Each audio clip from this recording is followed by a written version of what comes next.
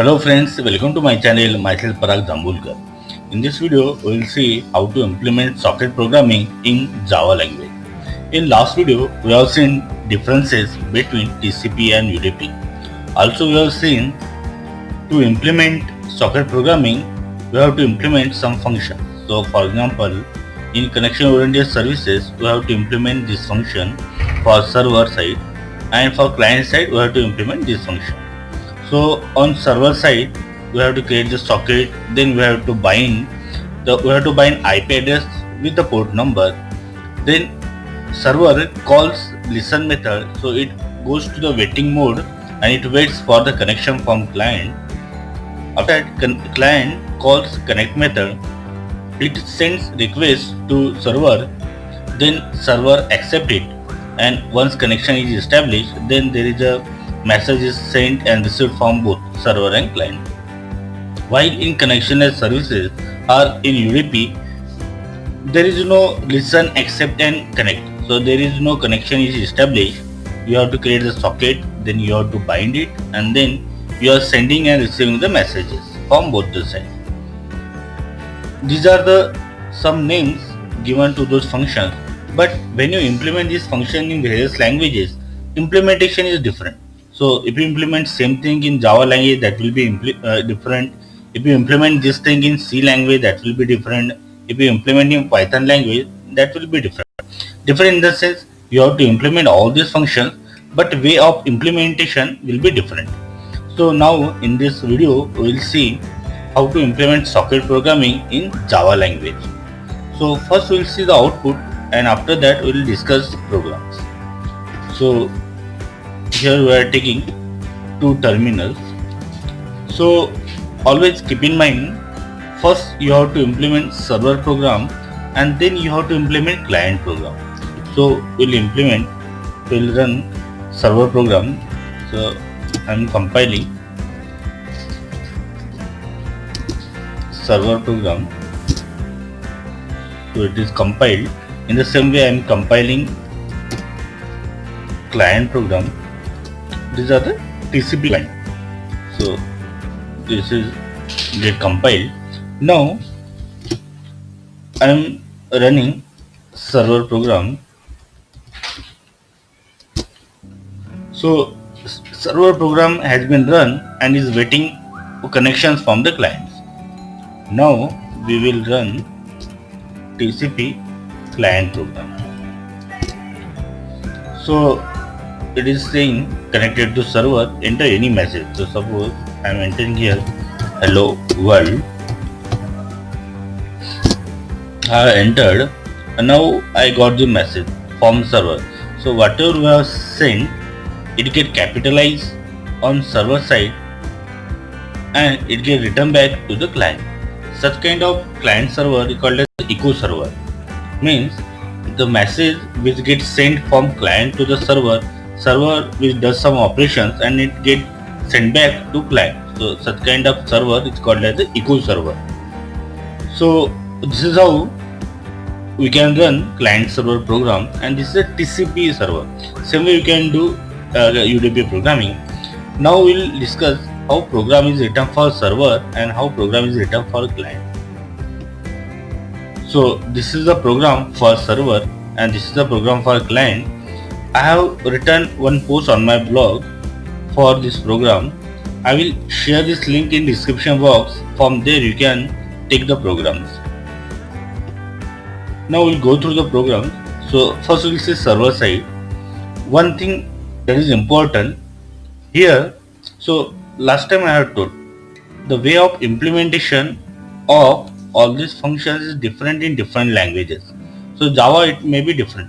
So here socket some function we are calling. So there may not be actual socket function, but it will get implemented, but in some other way. Now look at this. This is the server program. In Java language, for TCP means connection oriented. So you have to establish connection first and then you have to run it. So to establish a connection, you have to create one server socket, and for actually transmitting the messages, we have to create one more socket. So in TCP connection oriented services, we have to create two sockets. One for creating the connection for three-way handshake, and one is for actually transferring the messages. While on client side there will be only one socket. Now here we are running both client program and server program on single machine. So actually that is localhost. Also you can take IP address 127.0.0.1. Now we are creating a socket and we are given some port number. Same port number should be there on client side. So we have taken 8234. Same port number will be here.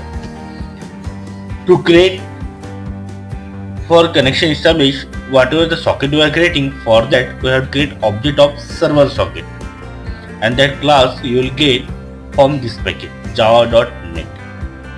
After that, so here we are not calling a socket method or listen method.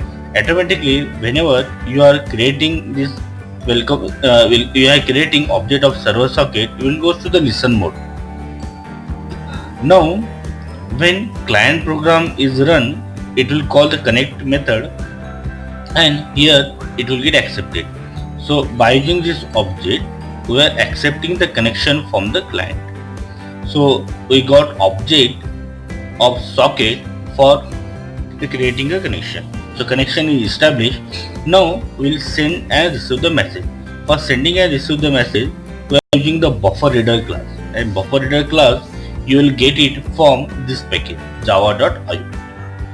Now here we are getting a message from client. So for that we are using this object. We will do some operations. So we are converting it to the uppercase, and again we are giving it back to the client. So for that we are using this out client object, and out client is the object of data output stream. And for writing that message we are calling write bytes method. Now we will look at the client program. So here only one socket object is created. As we are running both client program and server program on the same machine, we are using localhost. Instead of localhost, I can also mention 127.0.0.1. If you are running client program and server program on two different machines, then you have to mention IP address of server machine. You have to use port number, same port number on both the side. Now here again we are using buffer reader class. The buffer reader class you will get from this package java.io, while this socket class you will get from java.net package. Again same way. So here we are taking input from the user. So that's why there are two objects are created from buffer reader class.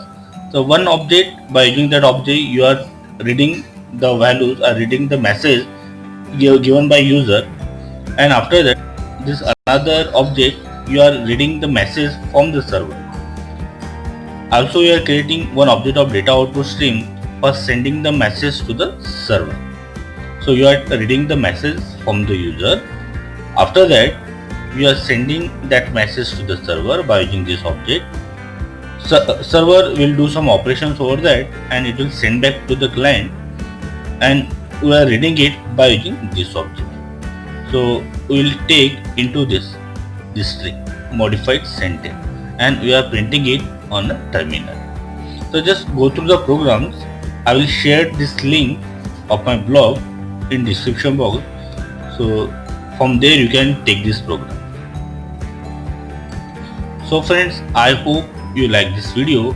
If yes, then click on like, subscribe to the channel, and don't forget to press bell icon so that you will get notifications of my next video. So stay connected. Thank you.